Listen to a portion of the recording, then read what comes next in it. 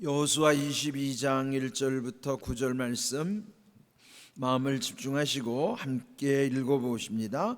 그때에 여호수아가 르우벤 사람과 갓 사람과 므낫세 반지파를 불러서 그들에게 이르되 여호와의 종 모세가 너희에게 명령한 것을 너희가 다 지키며 또 내가 너희에게 명령한 모든 일에 너희가 내 말을 순종하여 오늘까지 날이 오래도록 너희가 너희 형제를 떠나지 아니하고 오직 너희의 하나님 여호와께서 명령하신 그 책임을 지키도다. 이제는 너희의 하나님 여호와께서 이미 말씀하신 대로 너희 형제에게 안식을 주셨으니 그런즉 이제 너희는 여호와의 종 모세가 요단 저쪽에서 너희에게 준 소유지로 가서 너희의 장막으로 돌아가되 오직 여호와의 종 모세가 너희에게 명령한 명령과 율법을 반드시 행하여 너희의 하나님 여호와를 사랑하고 그의 모든 길로 행하며 그의 계명을 지켜 그에게 친근히 하고 너희의 마음을 다하며 성품을 다하여 그를 섬길지니라 하고 여호수아가 그들에게 축복하여 보내매 그들이 자기 장막으로 갔더라. 므낫세 반지파에게는 모세가 바산에서 기업을 주었고 그 남은 반지파에게는 여호수아가 요단 이쪽 서쪽에서 그들의 형제들과 함께 기업을 준지라. 여호수아가 그들을 그들의 장막으로 돌려보낼 때에 그들에게 축복하고 말하여 이르되 너희는 많은 재산과 심히 많은 가축과 은과 금과 구리와 쇠와 심히 많은 의복을 가지고 너희의 장막으로 돌아가서 너희의 원수들에게서 탈취한 것을 너희의 형제와 나눌지니라 하매 르우벤 자손과 갓 자손과 므낫세 반 지파가 가나안 땅 실로에서 이스라엘 자손을 떠나 여호와께서 모세에게 명령하신 대로 받은 땅 곧 그들의 소유지 길르앗으로 가니라. 아멘. 여호수아서도 후반부입니다. 22장, 23장, 24장 그 세 장은 여호수아의 고별 메시지에 해당하는 것입니다.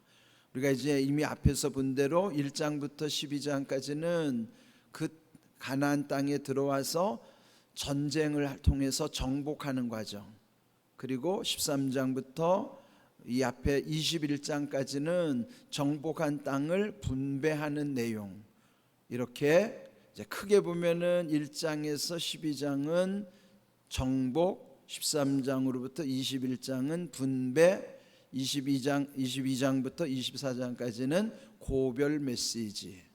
그렇게 이제 세 단락으로, 세 과정으로 이제 흐름이 이렇게 이어진다는 것을 먼저 이해하면은 좀 더 쉽게 아마 이게 잘 마음에 새겨질 겁니다. 이제 오늘 말씀은 이제 모든 그것이 다 끝난 다음에 그 가나안 정복 전쟁이 무려 7년의 세월이 걸렸어요. 그러면은 광야 40년과 가나안 정복 전쟁 7년을 하면은 이제 47년의 이제 종지부를 찍는 거예요. 이제 그와 함께 여호수아 시대도 막을 내려가게 되는 것이죠. 그런데 오늘 읽은 말씀의 내용은 이 전쟁이 끝났고 분배가 다 이루어지는 과정에서 여기에 오늘 등장하는 두 지파 반이 나오죠. 르우벤, 갓, 므낫세의 반지파. 그러니까 두 지파 반은 원래 가나안의 이 동편, 즉 요단을 건너기 전에 그들이 머물러 있었던 땅이 모압 평지라는 곳이죠. 거기가 요단을 중심으로 해서는 동쪽에 해당하는 곳이에요. 그래서 요단 동편에서 이미 땅을 그들은 허락을 받은 거예요. 근데 원래 하나님은 그 요단을 건넌 다음에 그러면 이제 요단 서편 땅이 되죠. 거기가 이제 가나안 본토입니다. 그러니까 가나안 본토를 그들에게 약속하신 땅입니다. 그런데 여기 이제 두 지파 반이 요단을 건너기 전에 모세에게 와서 말하기를 이 땅이 우리에게 좋으니 이 땅을 우리에게 분배해 주십시오. 먼저 요청한 거예요. 그러니까 이제 모세 시대 때에 이제 모세가 그들의 요청을 듣고서는 처음에 오해를 했어요. 만약에 이 12지파 전체에게 이들이 요구한 대로 미리 땅을 분배하고 그러면 이 사람들은 그 전쟁해야 되는 앞으로 7년의 과정이 남았는데 그러면은 사기가 떨어질 거 아니겠어요? 이 사람들 먼저 다 분배받고 이제 여기서 다 머무르게 되면은 지금 앞으로 가야 되는 이 험한 시간들을 그러면 나머지 지파들이 불평할 거 아니겠습니까? 그때 그들이 또 모세에게 제안하기를 이 땅을 우리에게 분배해 주신다면은 우리가 최선봉에 서서 가나안 전쟁을 다 마치고 난 다음 그리고 이 땅을 우리에게 분배해 주십시오. 그래서 그거를 허락하는 거예요. 이제 여기서 우리는 힌트를 얻는 거죠. 힌트라는 거는 암시가 있는 거야. 암이라고 하는 게 이게 어두울 암자거든요. 시는 보여진다는 거고. 그러니까 원래 어두우면 안 보여지는 거잖아요. 그런데 어둠 속에 보는 게 암시란 말이에요. 하나님의 말씀은요, 이 암시가 있어요. 어둠 속에 보여주는 거, 그게 힌트예요. 그거는 처음에 이 사람들이 가나안의 이 본토로 들어와야 되는데 먼저 자기들이 요청해서 하나님도 인정해 주시는 거예요. 자, 이게 왜 중요한가 하면은 하나님이 딱 지정해 주신 것만이 아니라 플러스 알파라고요. 이거는 사실 처음에 예정되지 않았어요. 그런데 이들의 요청과 또 이거를 모세가 수용하고 하나님도 인정해 주신 거예요. 그러니까 원래 가나안 본토 플러스 이들 두 지파 반이 요구하는 이 요단의 동편 땅은 사실 애초 계획이 없던 그들이 요구를 하나님이 들어주시는 뭐예요? 이게 플러스 알파라고요. 그러니까 이게 여러분 잘 생각하세요. 하나님이 예비하신 은혜도 있어요. 그런데 우리가 구하는 것을 하나님이 허락해 주시는 것도 있단 말이에요. 이거 이제 암시예요. 그러니까 우리는 하나님이 딱 정해 주신 것, 그건 원칙이고 그 다음에 더 주시는 것은 보너스란 말이에요. 여러분 월급을 생각하면 본봉 플러스 더 주는 거는 배당 같은 거는 보너스잖아요. 그러니까 하나님의 은혜 영역 속에도 하나님이 예비하신 은혜 플러스 우리가 원하는 것을 하나님이 들어주시는 은혜도 있단 말이에요. 그걸 우리가 생각하세요. 이걸 우리가 암시를 얻는 거예요. 힌트를 얻어야 되는 거예요. 그러니까 여러분이 정말 구하는 것이 하나님이 허락하시는 것이 그는 여러분에게 필요한 플러스 알파 중요한 암시를 얻어야 된다고 여기서. 이런 걸 저도 묵상을 깊이 하다 보니까 이 흐름이 보이는 거예요. 원래 하나님의 뜻 플러스 우리가 원하는 것이 하나님의 뜻에 합당하다면 하나님이 이것도 허락해 주신다 하는 거죠. 그래서 지금 이 처음에 약속한 대로 지금 여기 말씀하는 때는 이미 모세는 죽었고 모세 시대는 끝났어요. 그리고 7년 전쟁 후에 여호수아 시대도 이제 끝을 내리는 시점인데 그들이 처음에 모세 시대 때 약속한 거를 대로 지금 이 여호수아는 그대로 이제 허락하는 거예요.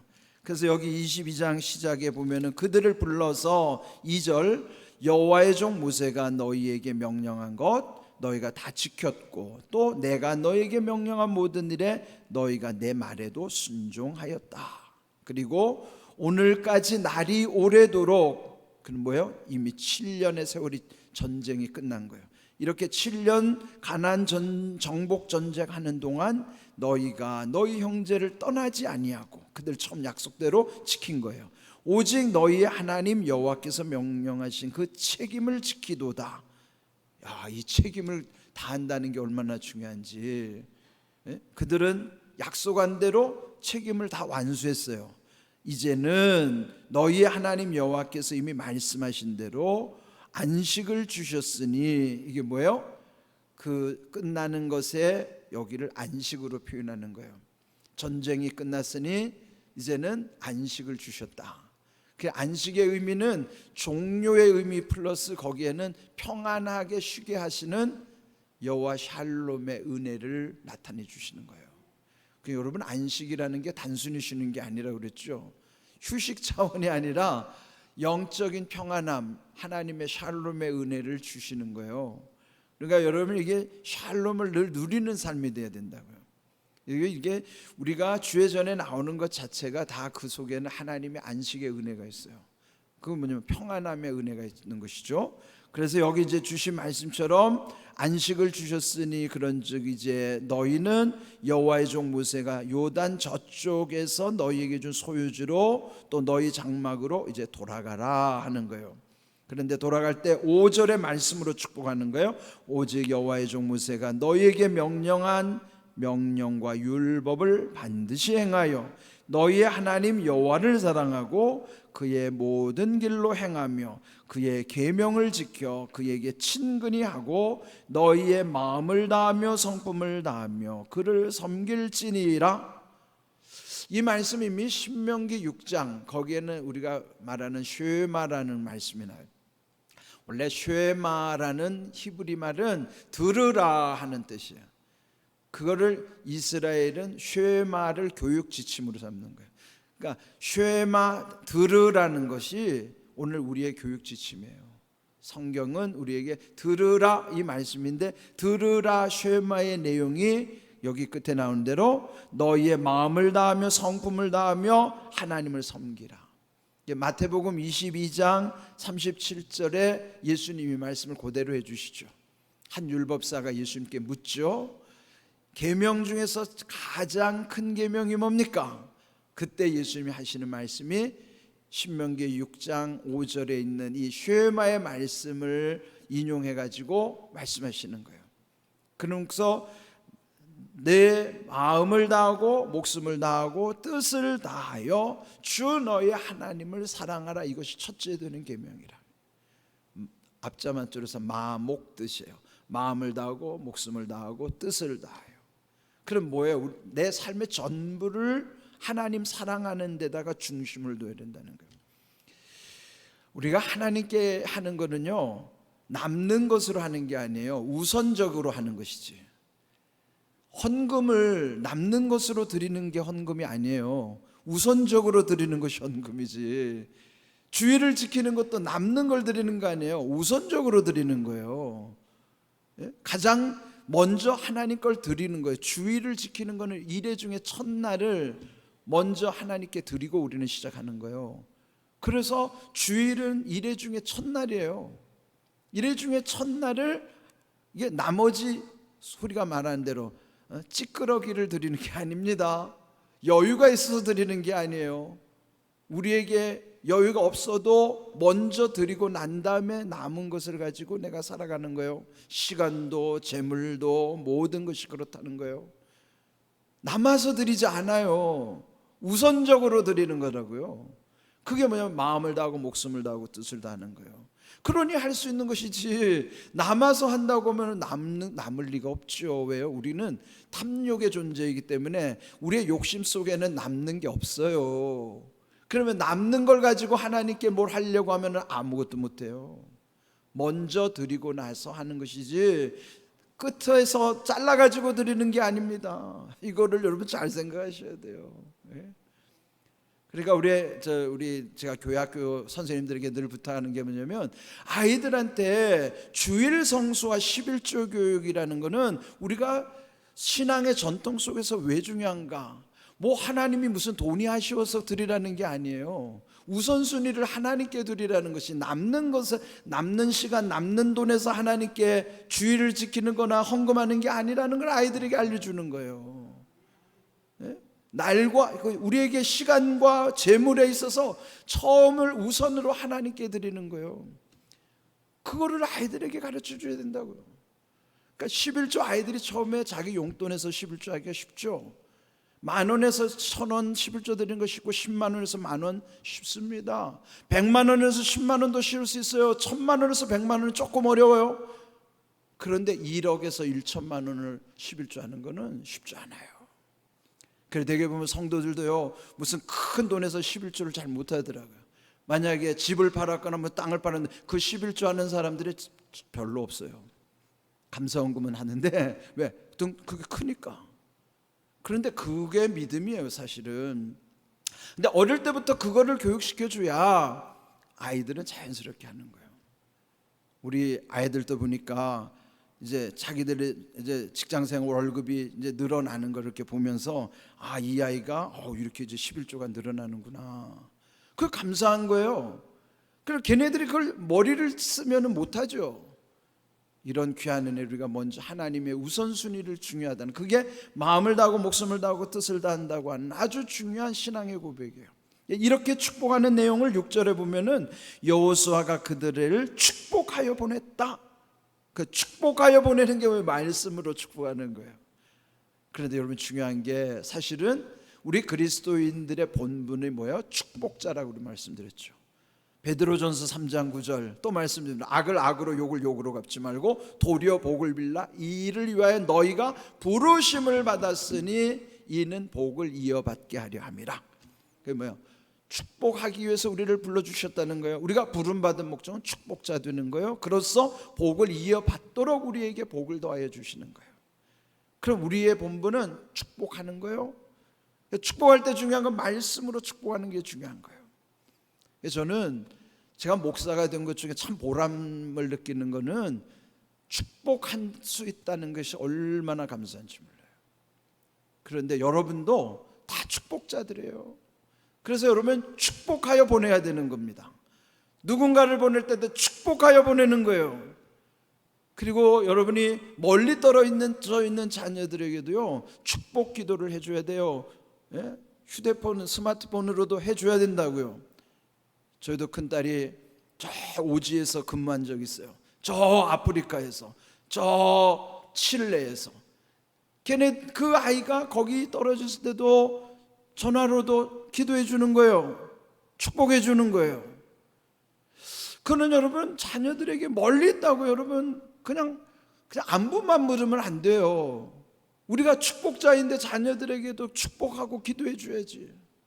누구도 마찬가지예요. 여러분이 서로를 축복하는 기도하는 것, 그게 얼마나 귀한 일인가. 그래서 여기 오늘 아름다운 장면이죠. 이 여호수아가 이제 그들이 요단을 건너서 다시 그들이 처음에 약속받았던 땅, 그 동편의 땅으로 돌아가는 두 지파반에게 축복하여 보냈다고 하는 이 아름다운 장면, 이것이 오늘 우리의 아름다운 모습이에요. 서로를 축복해 주셔야 돼요. 만나도 축복해 주시고, 그래야 된단 말이에요. 이런 귀한 은혜 가운데 우리가 축복자라는 사실, 오늘 주신 말씀 축복하여 보내매라는 말씀이 7절 끝에도 축복하고라는 말씀이 또 나와요. 우리의 본분은 복을 비는 사명이다. 축복자로 세워주심을 믿고 우리 모두가 축복자에게 주시는 복을 이어받는 은혜를 경험하는 삶이 되기를 주님의 이름으로 축복합니다. 아멘.